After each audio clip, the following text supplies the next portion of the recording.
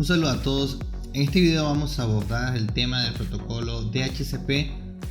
Vamos a conocer un poco cómo es que funciona este protocolo, cómo es que hace, sobre todo, para poder asignar, cuáles son los pasos que están en juego para poder asignar una dirección IP a un equipo que le está solicitando. Lo primero que vamos a definir es qué es el protocolo DHCP. El protocolo DHCP, pues como su nombre o como sus siglas nos lo indican, es el protocolo para configuración dinámica de host. Es decir, es un protocolo de red cliente-servidor en el cual los clientes que quieren obtener una dirección IP pues la solicitan a un servidor, y el servidor DHCP es el que se encarga de asignar la IP a los clientes.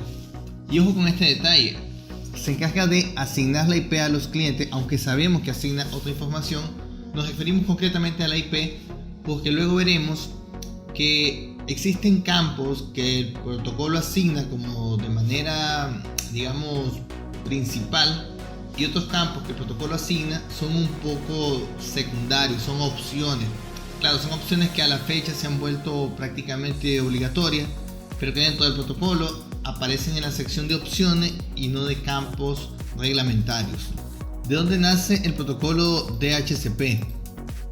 El protocolo DHCP se definió por primera vez en la RFC 1521 en octubre de 1993 y es prácticamente una extensión del protocolo BOOTP.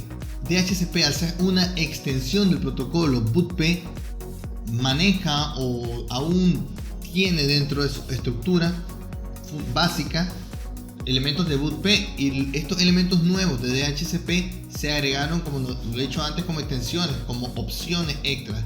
De ahí que BOOTP pues se encargaba de poder asignar la dirección IP como campo necesario, pero no definía nada más de los otros campos. Entonces, cuando se agrega la extensión de DHCP o se agrega la extensión a BOOTP y nace con ellos DHCP, pues estos campos que ahora DHCP ofrece pues tuvieron que agregarse como elementos opcionales a BOOTP. Dentro de los tipos de asignaciones que tenemos en DHCP, pues podemos hablar de tres: una asignación manual o estática, una asignación automática y una asignación dinámica. Cuando hablamos de una asignación manual o estática, no hay que confundir con el hecho de tener una dirección fija. Cuando nosotros venimos, por ejemplo, y en el adaptador de red la configuramos, pues también solemos decirle a esto que es una IP fija, una IP estática cuando la ponemos acá, o manual. Pero claro, aquí estamos hablando de una asignación IP manual. Aquí lo que estoy hablando es una asignación manual o estática, pero vía DHCP. ¿Qué quiere decir esto? El hecho de manual directamente nos hace pensar en que tenemos que nosotros manualmente decir qué dirección IP va a tener qué computadora. La diferencia es que no tendremos que ir a hacerlo máquina por máquina, pero sí que nos va a tocar colocar en el fichero de configuración, ir fijando que para tal dirección MAC de un cliente debe asignársele tal dirección IP, y así por cada una de las máquinas que queramos hacer una asignación manual o estática. Esto parece un poquito sin sentido, ya que si lo estamos haciendo vía DHCP, pues para qué tener que hacerlo de esta forma. En general es una técnica más para control que para otras cosas. Pero bueno, otro ejemplo en el que lo podemos ver es a los servidores. Normalmente tenemos que asignarle la misma IP cada vez que se encienda. Entonces voy a definir en el fichero de configuración del DHCP que cuando se encienda el servidor con MAC tal, se le asigne tal dirección IP, y siempre que sea la misma. Entonces ahí es un caso en el que la asignación manual sería lo ideal. Luego tendremos una asignación automática. Esta vendría siendo más parecido a lo que conocemos, con la única diferencia respecto a la asignación dinámica es que cuando las máquinas de un laboratorio, por ejemplo, se encienden, se le asigna sus direcciones IP, y esas mismas direcciones IP se estarían asignando siempre, salvo que un cliente la liberase. Si no es así, la misma dirección IP se le va a asignar al cliente siempre que la máquina se encienda. Repito, es una forma de hacer una asignación bastante práctica y rápida para un laboratorio, con la cual siempre voy a tener la garantía de que se le está asignando la misma dirección IP. ¿Cómo controlamos esto?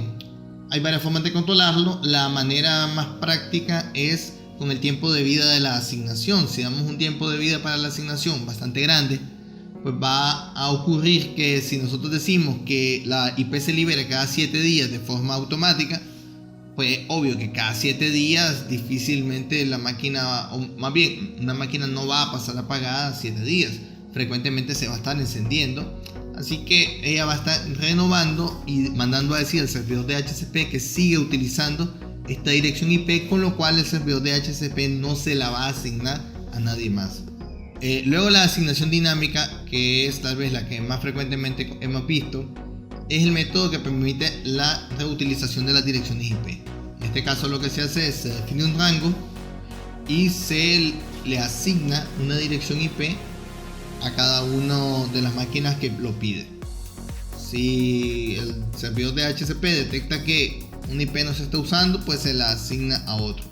Sé que suele parecerse bastante con la automática, y la verdad es que a nivel de configuración la diferencia es mínima y es más bien a nivel de uso. Es decir, todo esto lo configuramos, las 3 tipos de asignaciones las configuramos en el mismo fichero de DHCP, y básicamente la diferencia está en el uso que damos. O la pongo directamente yo, la Mac, a cualquiera que se le dé una IP, o dejo que cada quien tome su IP y luego garantizo que siempre se le van a estar utilizando esa misma IP, o simplemente dejo tiempos de asignación pequeños para que si en 1 hora, 2 horas no han renovado la IP, pues esa IP se le asigna a otro. Entonces vemos que el segundo y el tercer punto se refiere básicamente al tiempo de concesión de la dirección IP.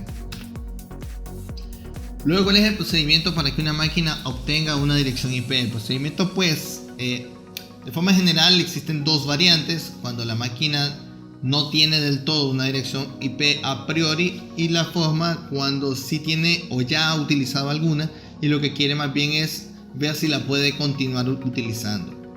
Vamos a estudiar el primer procedimiento, que es el más interesante, ya que el otro se parece bastante, con la diferencia de que ya lleva puesto un valor en un campo determinado que ya comentaré. Pues bien, el proceso de asignación dinámica en DHCP pasa por 4 fases. La primera es el proceso Discover. El proceso Discover es cuando la máquina se enciende y le conectamos el cable de red para que obtenga IP vía DHCP. Pues la máquina envía un paquete DHCP de difusión a toda la red. Manda a preguntar qué equipos de DHCP están vivos, qué servidores de DHCP se encuentran vivos dentro de la red. Los servidores de DHCP, si es que acaso hubiese más de uno, pues también contestan a esta petición y también lo hacen por broadcast. Tengamos en cuenta que estas 2 peticiones deben ir por broadcast. ¿Por qué? Porque en la primera, la máquina cliente no sabe quién es el servidor de DHCP. Así que tanto a nivel de Ethernet como a nivel IP, a nivel de enlace y a nivel de IP, la petición va por broadcast. Luego el cliente envía request para decirle, bien, ya que el servidor me está ofreciendo una IP determinada, se la voy a mandar a pedir.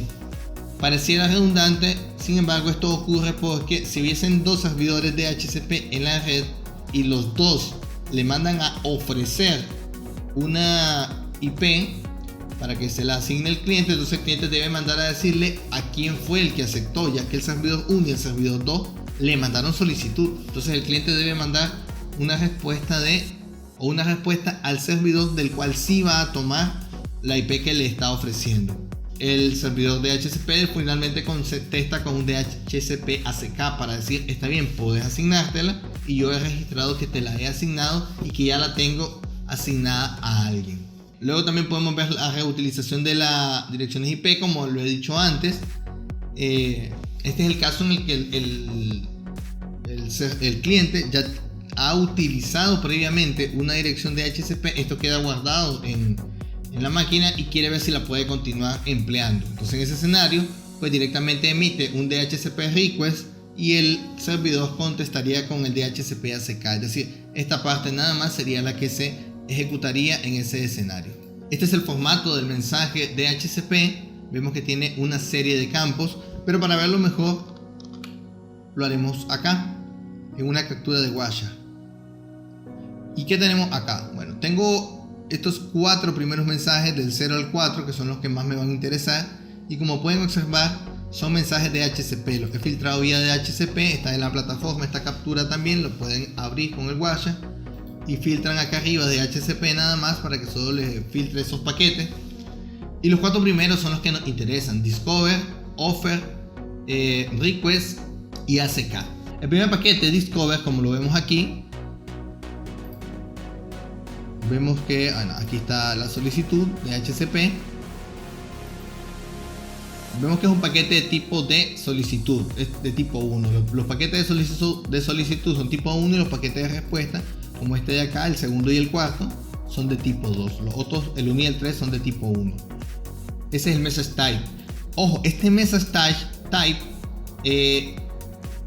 o estos campos que vemos acá hasta llegar a antes de Option, realmente son campos del protocolo BootP. BootP es quien tenía estos campos. Por eso observamos aquí que nada de esto dice DHCP. Lo que message type es boot request, una solicitud de arranque, haciendo referencia al protocolo BootP de hecho. El tipo de hardware es Ethernet, la longitud del hardware pues son, en este caso son 6. Los saltos, el ID de transacción, el tiempo que ha transcurrido desde que se inició este proceso, el flag, el BootP flag. Este es como podemos observar, como es un flag de BootP, pues normalmente va a ir a 1 el primer valor del octeto, de todos los octetos, y eso indica broadcast. Como digo, todos estos campos, muchos de estos campos parecerán no tener sentido, pero es que son de BootP. Luego dice Client IP. Esta es la IP que debe de asignarse al cliente. Obviamente en el primer mensaje esto va vacío porque el cliente pues no se ha asignado ninguna IP. Este valor lo va a rellenar de hecho el servidor. Your Client IP es la dirección IP que yo tenía antes y que estoy preguntando si me la puedo poner. Igual, como no hay valores ahorita, pues es primera vez que se enciende, pues nada. Next Server IP, si acaso hubiese algún servidor de HCP. Relay IAM, si existe, hay que hacer saltos para poder llegar al servidor de HCP, es decir, hay reenviadores de HCP en la red. La MAC del cliente, que obviamente esa sí la puede poner el cliente, pues conoce su dirección MAC. Magic Cookie, pues de HCP, y luego vienen una serie de opciones ya propias del protocolo de HCP. Como vemos, por ejemplo, el tipo de mensaje de HCP aparece en campo opciones, es el option 53 y es el tipo del mensaje que es Discover.